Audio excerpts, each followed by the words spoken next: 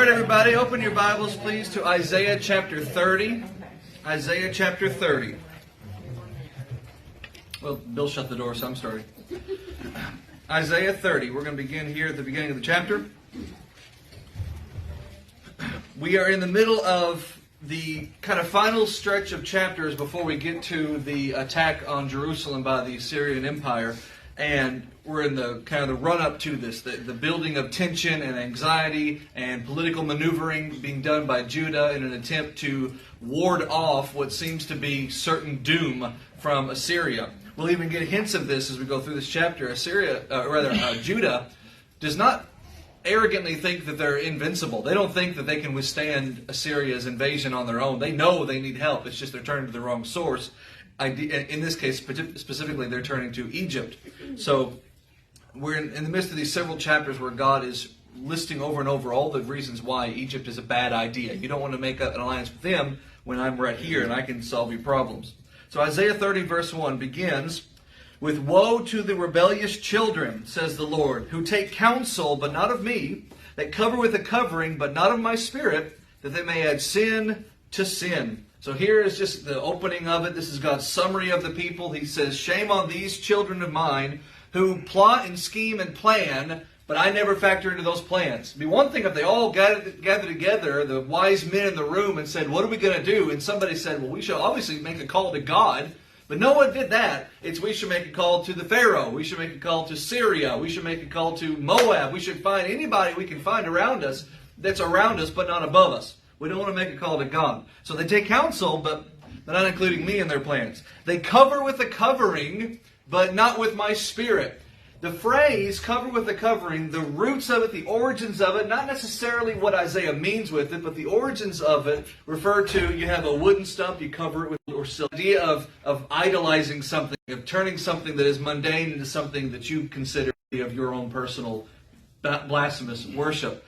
So it's just to drape oneself over with something. So you get over and over throughout this chapter and the next one, and chapters before this too, this idea of Judah thinking we can hide from God. We can shield ourselves, veil ourselves, shroud ourselves, but we make all plans and schemes and God doesn't need to factor into it. He doesn't even see what we're doing. They cover with a covering.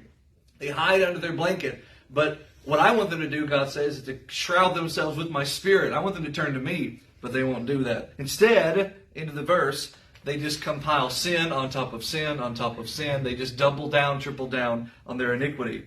Verse 2, "They walk to go down into Egypt, and have not asked at my mouth to strengthen themselves in the strength of Pharaoh, and to trust in the shadow of Egypt." So just put in right simple terms so we can know exactly what we're talking about. He tells you right here what they're doing.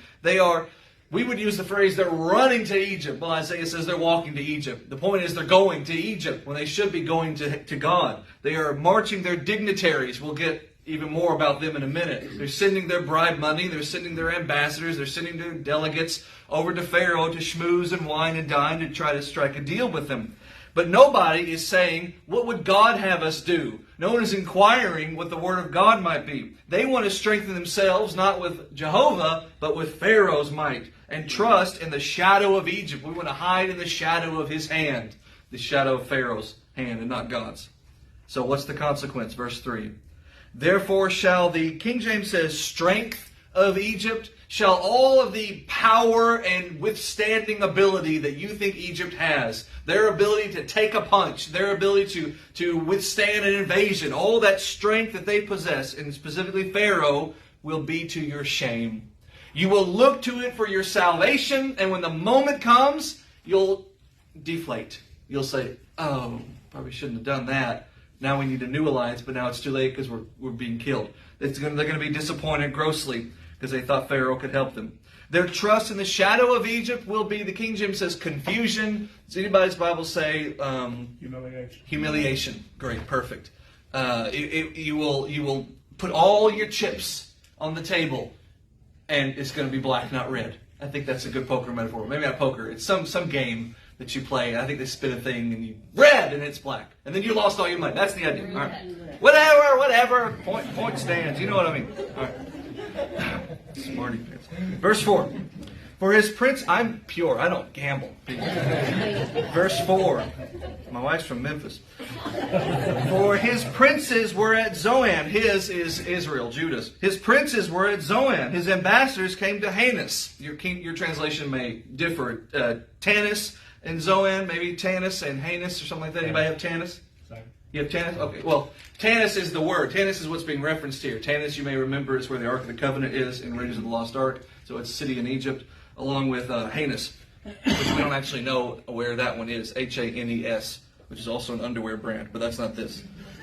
Whatever it is, it's in Egypt, he's saying. And so God says, you've tried to cover yourselves, you've tried to shroud yourselves, you think I don't know, but I see your ambassadors, I'm watching them go. They're heading to Tanis right now. I see where they're going. I've looked at their GPS. I see where they're going. I see what they're planning. Your princes, your royal dignitaries, your ambassadors, your royal messengers, you're headed down there to try to strike a deal, but I know where you're going, and I know what's going to happen. Verse 5. They were all ashamed of a people that could not profit them, nor be a help nor profit, but a shame and also a reproach. Isaiah 30, verse 5. This is God jumping ahead to the end result. Because when the moment comes, and it's still a few chapters away, we're inching closer to it, chapter 39, chapter 38, chapter 38 really, when Assyria attacks, Judah will think, we have this alliance with Egypt. And they're going to be looking any second now, because here comes the army. Any second now, we're looking toward the southwest. Surely Egypt's cavalry will show up. And it's just tumbling, tumbleweeds. They ain't coming. They let you down. They made you ashamed. They made you feel like jerks and dorks and chumps. Because you thought they would come to help you, but they're not coming at all. And they're going to be the shame to you and of no profit to you. Can they be a prophet? Could Egypt have helped? Sure, they absolutely could have helped. Egypt and Assyria, they were fighting battles back and forth. No one really had an advantage for a long time. Egypt could have been a big help, but they didn't come. So they're no help, they're no profit to you. They're a shame. They're a reproach, the King James says. When you think about them and when you see what they're not going to do for you, you're going to feel insulted by them. Verse 6. The burden of the beasts of the south, into the land of trouble and anguish, from whence come the young and old lion, a viper and fiery serpent. They will carry their riches upon the shoulders of the young mules, and their treasures upon the bunches of camels, to a people that shall not profit them. Does anybody's Bible say hippopotamus? Mine says beasts of the south, beginning of the verse. Nobody says hippopotamus. Isaiah 30, verse 6. Okay, good. Well, it's one of those things where a translator's job is not to interpret. All right, there are some translators who think that, and they produce terrible Bibles. The job of a translator is just to translate. But sometimes they get so deep in the weeds of the words that they will use what is technically a correct translation and miss the point, which is fine. It's my job to interpret. It's your job to interpret. It's your job to read and study and get the context. It's the translator's job just to put the words on the page in the language you speak. So sometimes, and you can find some translations that use the word hippopotamus or some animal of Egypt, crocodile perhaps, instead of this. But it's not talking about that. These are not animals indigenous to Egypt. These are animals going down into Egypt in this case. Based on the context of the verse, these are the beasts that are carrying all the gold and silver and doublons and truplons and quadruplons that you're sending down to schmooze and bribe the Pharaoh. This is the bribe money. This is the wine and dine, wheel and deal money that Judah is sending on the backs of these beasts. God says, I'm watching them go. I see. You're not hiding this from me. I see where they're going, into a land of trouble and anguish. They're not going to be a help to you. They're next. They're target next. And they're this, from whence come this young and old lion, first coupling, a viper and, my Bible says, a fiery flying serpent. Does anybody's Bible say, poisonous snake, asp, adder, anything like that? Adder? There you go. The reason it's translated in the Old Bible, fiery flying serpent, it's like a 30-minute thing we're not going to get into. But snake is what it is, all right? They will carry the riches on the shoulders of the young mules. That's your reference. The treasure of the bunches of camels to a people that shall not profit them. I'm watching you take your riches down there, thinking that you're going to have help and support, but they're not going to come help you. Verse 7. For the Egyptians shall help in vain. So you give them all their money, and they'll return to you a piece of paper. Pharaoh says, swearsies, I'll see you when Assyria comes. XOXO Pharaoh. And he holds up that paper, the king of Judah, and says, all right, all that money was well spent. When Assyria comes, you watch. I got the paper that says they're coming. And then Assyria comes, and Egypt doesn't show up. Which if you're Egypt, of course you're not going to show up. I mean, think about it. If for some miraculous, it'll turn out to be, reason that Israel survives, they're not going to be caring that Egypt didn't come to help. And if Israel or Judah is not spared, if Judah is destroyed, then what are they going to do? How are they going to retaliate? They're destroyed by Syria, so it doesn't matter if you break your promise. They had no reason to take the deal. You sent me a truckload of cash and just for a promise that I would come help. I'm not going to shed my blood for your nation. If you die, you're not going to retaliate. If you live, you're not going to care. So I'll take your money and say, see ya. That's what Egypt's going to do. Egypt will promise help in vain. Verse 7. Therefore have I cried concerning this. Therefore God's summary of Egypt and all the trust you're putting in them is this. Their strength, all they're good for is to sit still. All Egypt is worth is just to be a stump. That's all they are. You're putting your hope and your help in a statue, in just a stump, in just a thing that sits there and can't actually do anything for you, or won't, in this case, do anything for you. All they're good for is just to be there. Not even moral support. They don't even show up. They don't even come with an eye shot to say, we're with you. They don't even do that. They're still back in Egypt, hearing the news that Judah is being invaded. So all they're good for is just to sit there. So now God says to Isaiah, go. Write it before them, to this people that he just talked about in verse 1 through 7. This people who are trusting in all the wrong things. Here's your message to them. I want you to write this message in a table and in a book, the King James says, a scroll, more particularly, that it may be for a time to come forever and ever. I want you to write it down in two different ways through two different mediums. A tablet, which you can post and be read all throughout the times. And a scroll, which you can bind up and seal and set aside and protect so that when these prophecies are fulfilled, you can go back to them and say, look, I told you it would happen. It's right here. Right there. The prophecy comes true. So write it in a tablet for now. Write it in a scroll for later. And here's what you're supposed to say, verse 9. You rebellious people. This is a constantly disobeying, literally, people. You lying children, you people who swore an oath to me that you would be my people and I would be your God, and that's not come true. You children who will not hear the word of the Lord, you're my audience. You people who say to the prophets that I've sent you over and over, man after man. Verse 10. Please stop prophesying to us. If they don't say please. To the seers, see not. To the prophets, different form of the same basic job. Prophesy not unto us the right things, the King James says. Righteous things is the meaning. They're not acknowledging that they're going the wrong way. They think they're doing what's right for them. They're saying, here's this prophet over here, Isaiah, or anybody else that God has sent. And they're always talking about the way of righteousness, the way of righteousness, the way that is right, the way that is right. And it's never what I want to do. Would you just shut up about what is right for a change? Would you just shut up about righteousness for a change? Would you please stop prophesying? Would you please stop seeing all these things? Listen, when we think of prophets, to give you the difference between a seer and a prophet, it's the same guy, just doing two different jobs usually. A seer is a future teller, a foreteller.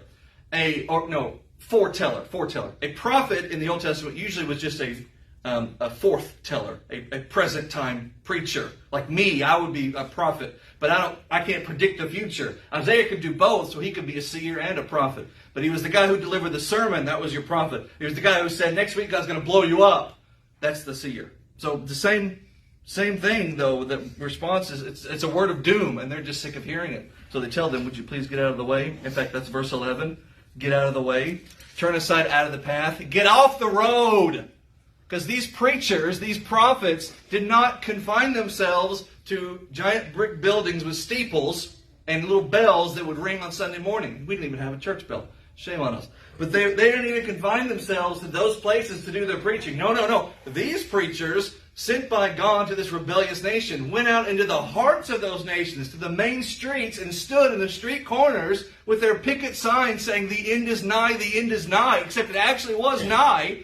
And they were shouting at all the sins of the people. And people just trying to get to TJ Maxx saying, would you just get out of the road? Get out of the way. I want to do my shopping. I want to live my life. I want to have my fun. Get off the road.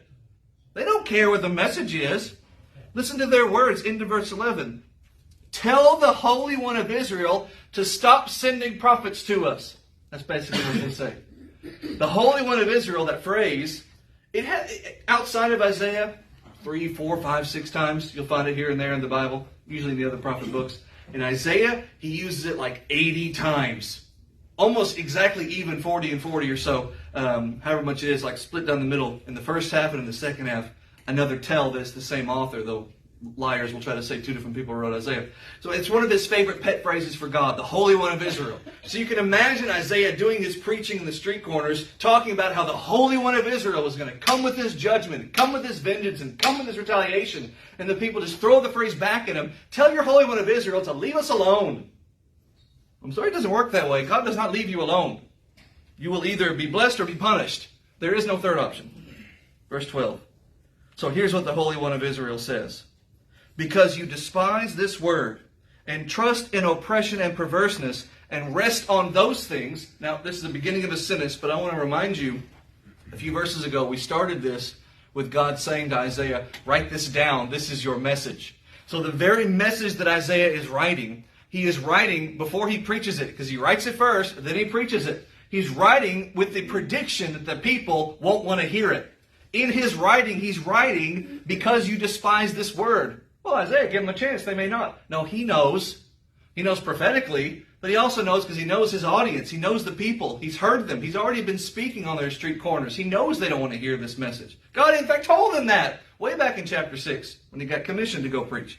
So he's writing before he ever preaches a word of this message, because you people are despising this thing that I'm writing and I haven't even preached to you yet, because you trust in oppression and perverseness, because you would rather be shackled to unrighteousness than righteousness, and you rest on that, and you trust in that, and you hope in that to save you. Verse 13, therefore, this iniquity that you do shall be to you a breach ready to fall. You have these big fortified walls, and God says, I'm going to puncture a hole right in the middle of them. You're going to see your big wall that you think can't be breached, and you're going to see it swell with the force that's being pushed on the other side, and then eventually it buckles, it breaks, and it collapses, swelling out in a high wall, whose breaking comes suddenly and at an instant.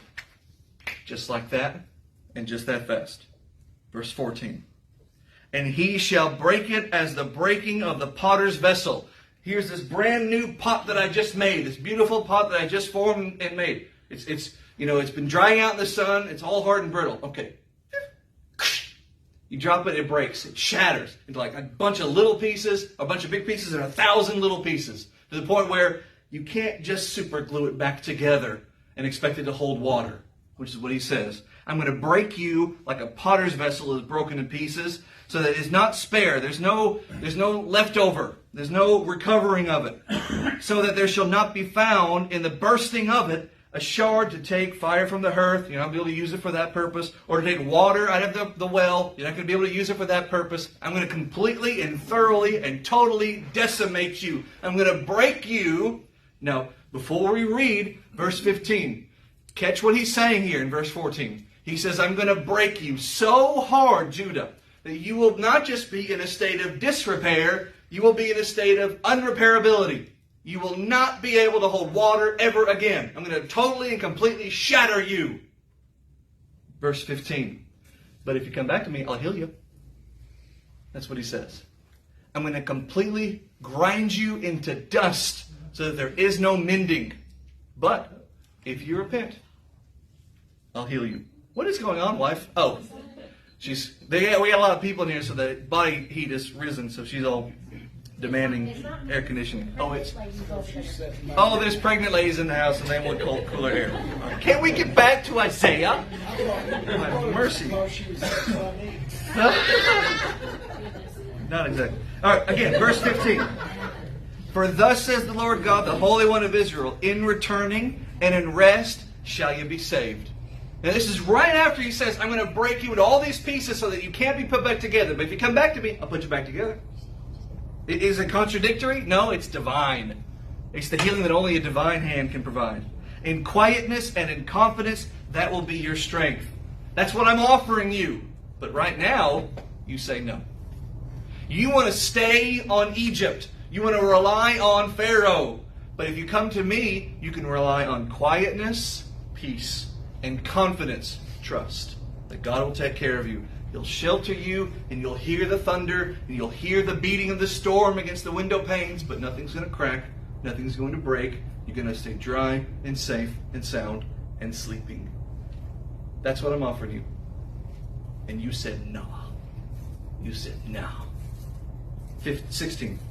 You said, no, we'll flee upon horses. And God says, all right, flee. Let's see how that works out for you. You said, we'll ride upon swift horses. And God said, well, the people who are going to be chasing you, they ain't slow. They're pretty powerful. They got fast horses. So you think you can outrun Assyria? They've run down people before. Verse 17. They're going to run you down, and you're going to turn and run away. Verse 17. 1,000 shall flee. 1,000 of you shall flee at the rebuke of one. A rebuke of 5 shall you flee, till ye be left as a beacon upon the top of a mountain, an ensign on a hill, until you're just a flag billowing in the wind. There's nothing left of you. You planted your flag, you thought you could fight, and as soon as the army came, it took just one of them to cause 1,000 of you to run away, to surrender and flee. Now that's a poetic little flip on something that's written in Leviticus. You were thinking of it, Frank? Leviticus 26, verse 7 and 8. Listen to what Moses promises the people. If you'll keep your faith in God and trust God, obey God's law, you shall chase your enemies, and they shall fall before you by the sword. And 5 of you shall chase 100. 100 of you shall put 10,000 to flight, and your enemies shall fall before you by the sword. If you trust God, just a handful of you can defeat an army. And God proves it. They go to Jericho, and all they do is play band, and they win a battle, right? You fight Goliath, and all it took was one shepherd boy with a sling and a rock, and down goes a giant. If you trust in God, one can take out 1,000, 10,000. It doesn't matter the number. But now you've stopped trusting in God, verse 17, Isaiah 30. Now, just one of them will cause 1,000 of you to flee. The turntables have. Verse 18. Therefore will the Lord wait, that he may be gracious unto you. Therefore will he be exalted, that he may have mercy upon you. For the Lord is a God of judgment. Blessed are they that wait for him. 2 people are waiting in this text. One is God, one is me, or Judah, the righteous, the faithful, those who want to listen to God. So listen to what it says. Because of all that is coming, all this judgment that is coming, that has been kind of just peppered and laced and garnished with promises of blessings long after the punishment's over. That same God, he says he's going to wait. God is going to sit still and patient and wait for the right time. For what? Judgment's coming. It's barreling down this way. It's speeding our way like a fast-moving bullet. Yes, judgment's coming tomorrow, metaphorically. It's coming fast. But your redemption, you're coming out of that darkness, you're coming out of the tunnel into a new land. It's coming, but I'm going to be patient. I'm going to wait for the right time. I'm going to be gracious to you, but I'm going to wait. I'm going to be exalted and have mercy upon you, but later. The Lord is a God of judgment. Therefore are blessed those who wait for him. Now you have to be patient with me. We have a tendency to want to stand there and tap our foot and wonder what's taking God so long. Well, if God is standing there patiently waiting, it should cause within his faithful children the same sense of calmness. He's not freaking out. He's not panicking. He's not in a rush. He's just standing there and he's saying, it'll be about a week, maybe a month. We'll see. It'll be soon. It'll be soon. Maybe not. Maybe a year. But I'm fine. I can wait. I can wait. When it's time, it'll be time. And we just want him to hurry up and do whatever it is he's going to do already. Because we're children. And that's what children are. They're antsy. But God is patient. God is waiting. It's nice every now and then to see that. Because it's always us having to wait. It's always us having to wait on the Lord. Us having to wait. But God says, I'm waiting. I'm patient.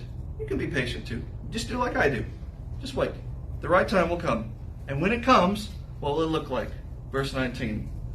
The people shall dwell in Zion at Jerusalem. They shall weep no more. They will be very gracious unto thee at the voice of thy cry. Or he will be very gracious unto thee, God, at the voice of your cry. When he shall hear it, he will answer you. Just wait, because it will be so sweet when you get there. Just be patient, because once it's fulfilled, once God keeps that promise, and you come out of this darkness, you're going to get your spanking. But once you're done with the spanking, and you come out of your time out, then you're going to enter into an era of the Messiah.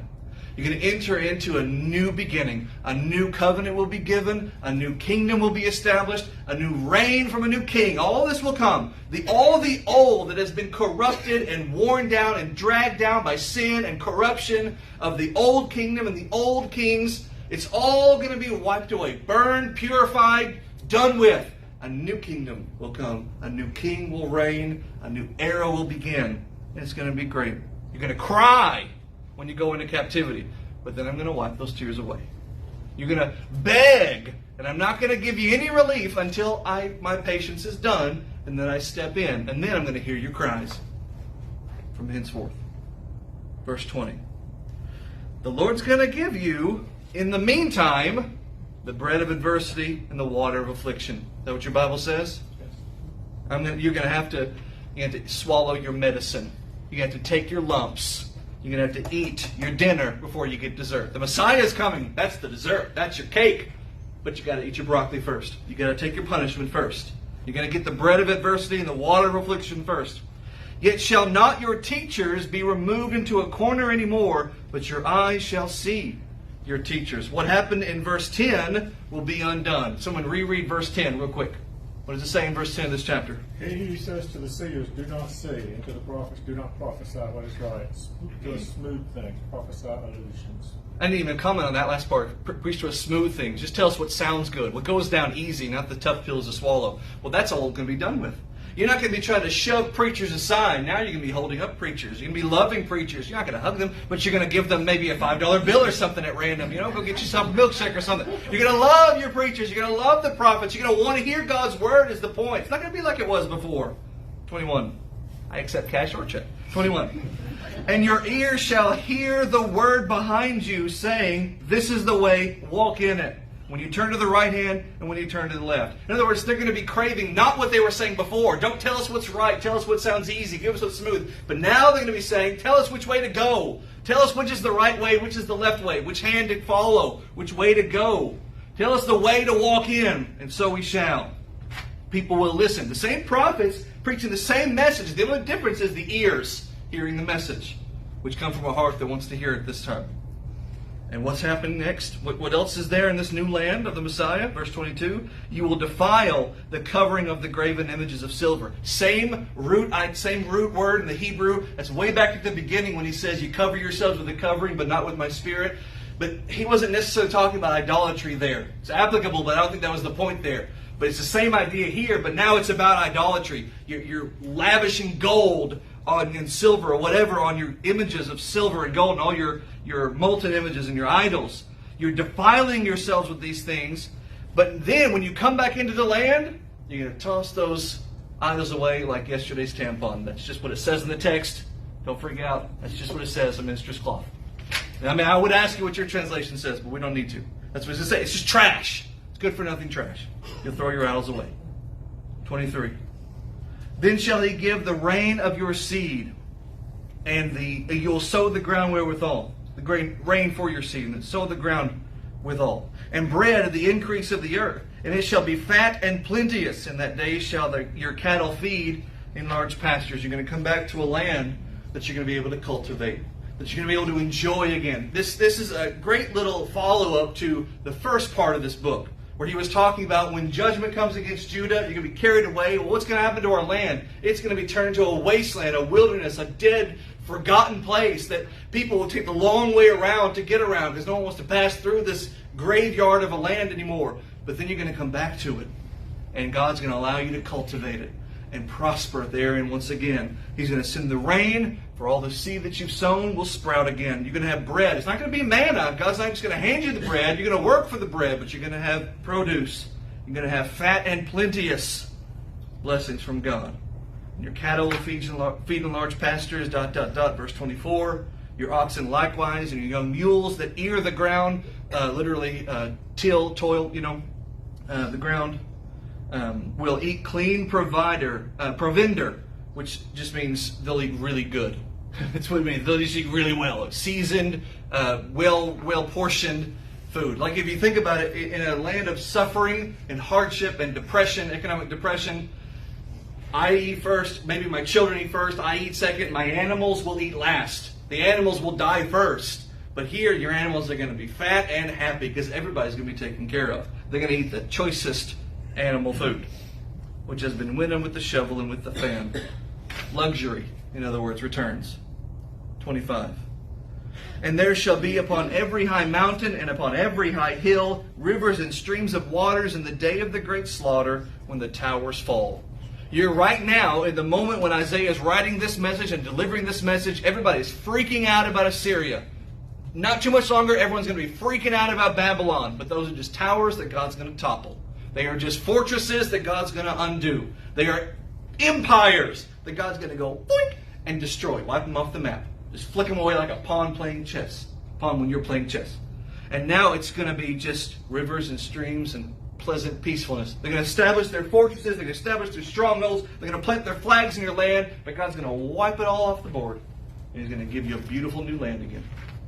26. Moreover, let's get poetic here. Moreover, the light of the moon shall be like the light of the sun. The light of the sun shall be sevenfold that. The light of 7 days, in the day that the Lord binds up the breach of His people and heals the stroke of their wound. Let's start with the end of the verse. If you remember a few verses ago, He said you've got these fortresses, but God's going to send His judgment against you. He's going to be pushing against your walls. You're going to see your walls swelling, buckling, breaking, and breached. Now God says, I'm going to mend all those walls. I'm going to rebind those breached fortresses. You're going to be healed again. And then it's going to be just a beautiful, pleasant, peaceful, peace in the valley sort of thing. You know that old song, Peace in the Valley? We sing it, we think it's talking about heaven. Isaiah uses that metaphorical imagery. He's not talking about heaven. He's talking about the era of the Messiah. This is what it will be like. It's not literally lions and children laying down and playing Twister together. It's a poetic imagery of a predator and a prey. A kid not being a child, a kid being a goat or something. A predator and a prey in harmony, peace on earth, goodwill to men, which is what they sang, the angels, when the Christ was born. So that's the idea. But it will be this luminance of God's radiance shining down over everything. So bright that the moon will be as bright as the sun, and the sun will be as bright as 7 suns.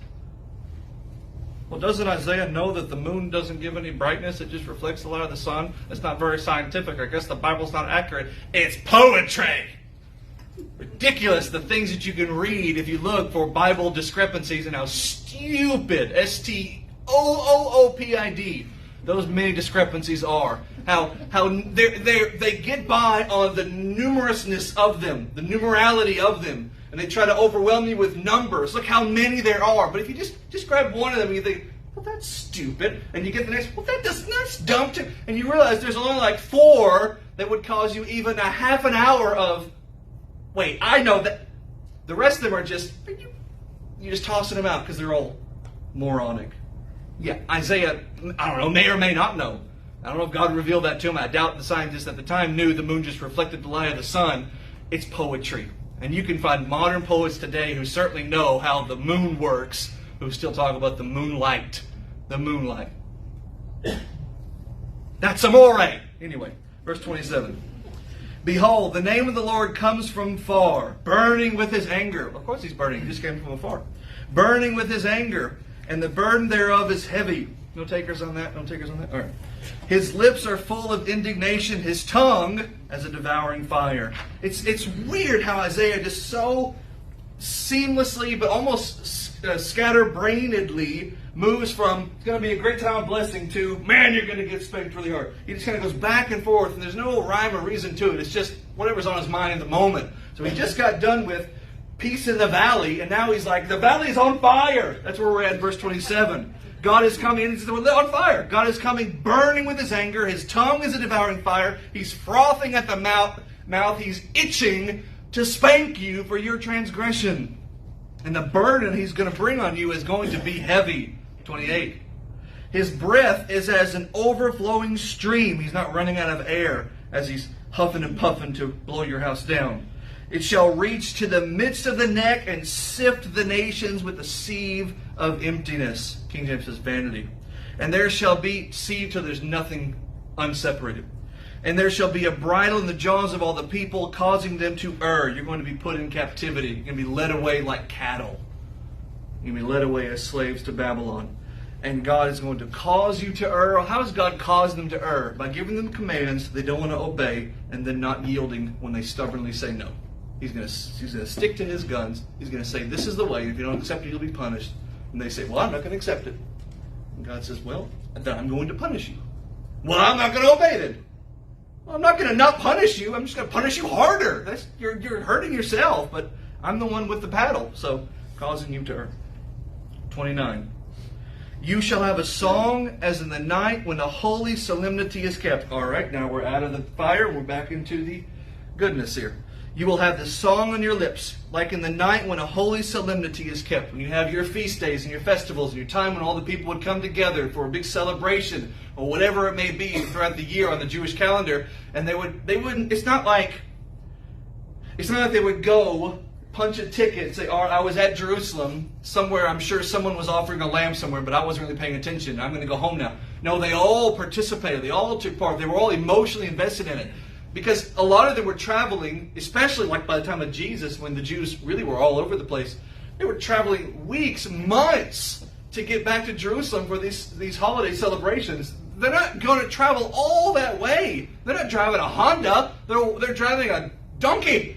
They're going all that way, and they're not going all that way just to say I was there, just to buy the T-shirt and go home. They're going to really participate because they want to be invested. So they're going to sing and they're going to celebrate. They're going to come together and enjoy the moment. That's what God says it's going to be like, but it's going to be like that all the time in the era of the Messiah. But now you're thinking, I know you're thinking, but wait, I know about the era of the Messiah. It's not, everybody's not singing Kumbaya. Everyone's not happy all the time. This is not saying the whole world will be. Even when Isaiah and other prophets use phrases like the whole world will, it's talking there about the opportunity of the whole world, the availability for the whole world. Anybody could, but who will is God's people. It should be us, God's people, who are all the time rejoicing and celebrating. We should not be just showing up on Sunday, punching a ticket and saying, I was here.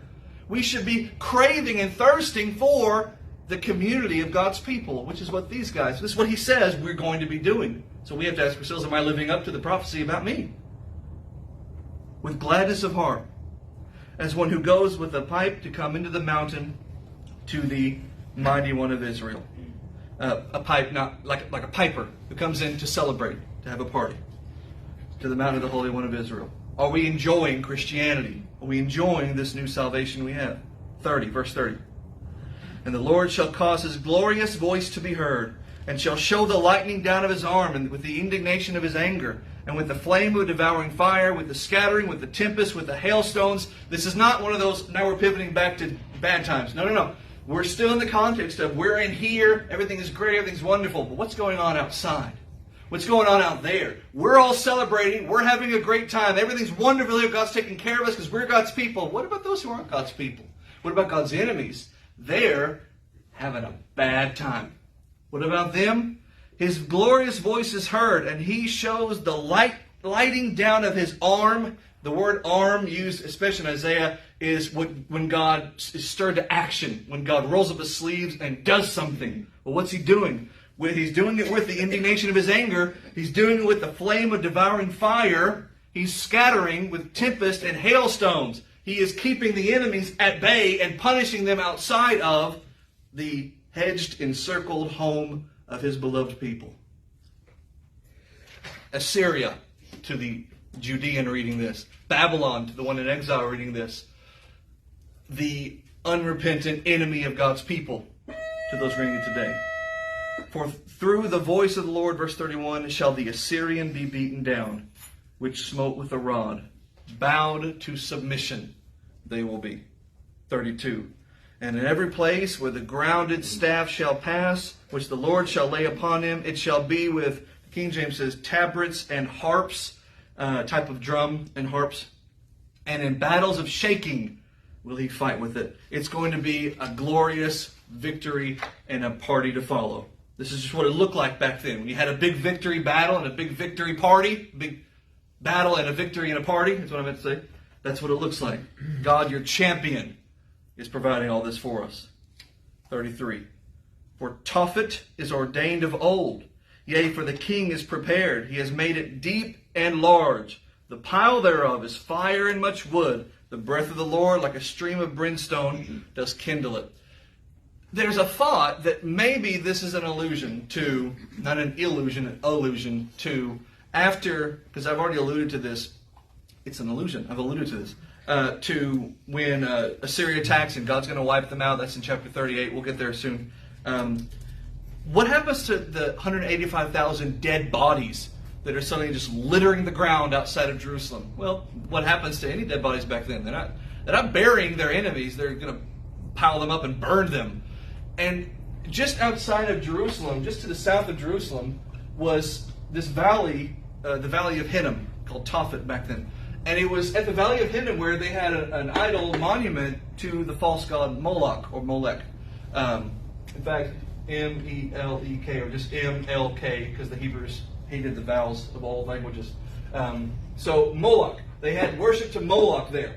And what they would do, as you may know, when worshiping Moloch, is they would offer their firstborn children into fire. They would offer human sacrifice of their own children there. And so it was done there. And then eventually, after they stopped with Moloch worship, they turned it into basically like a giant landfill, garbage dump and everything. Even to the time of Jesus, who makes allusion to it when he talks about the valley of Gehenna, Hinnom, a place of fire where you can have weeping and gnashing of teeth. If you were on a cool and clear night and the wind was moving just right, you could listen from Jerusalem. You could hear the dogs and animals fighting over the scrapes and things that were in the valley of the trash dump area. So it's thought that those bodies were taken there and burned there. And that's what this is alluding to. That all those bodies are piled up with fire and wood, and the breath of the Lord kindles it. The judgment, the righteousness of God lights the fire. End of chapter. Though really, there should not be a chapter 31. They only slapped this 9-verse chapter together so they could have 66 chapters in Isaiah to match the 66 chapters of the books of the Bible. But we don't have time. What's that? We got 4 minutes? Well, how much time we have? 3 minutes. 28 seconds. What did them to go out of Egypt and help us stay on horse and trust? No, we won't. We'll do it next week. We'll finish 31 and we'll go into 32. We may just do both of those, in fact, next week. But 31 really ends that section talking about Egypt. It's just kind of a coda to all this. Shame on you for going down to Egypt and trusting in Egypt. So God will rebuke them for that one last time. All right. The reason I did this is because something in 31 will reference this, but I'll remind you of that next week. All right, I'm done. You guys can leave early. Don't tell your teachers.